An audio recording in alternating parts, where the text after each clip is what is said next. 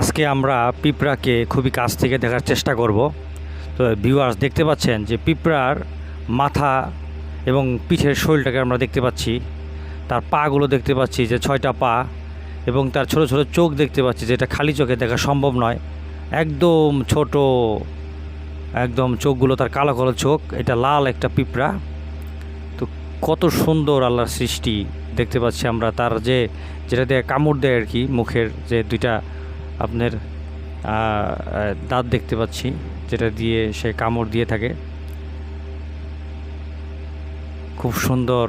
এবং তার মাথা দুইটা অ্যান্টিনা আছে, এটা দিয়ে সবসময় সে তথ্য সংরক্ষণ করার চেষ্টা করে।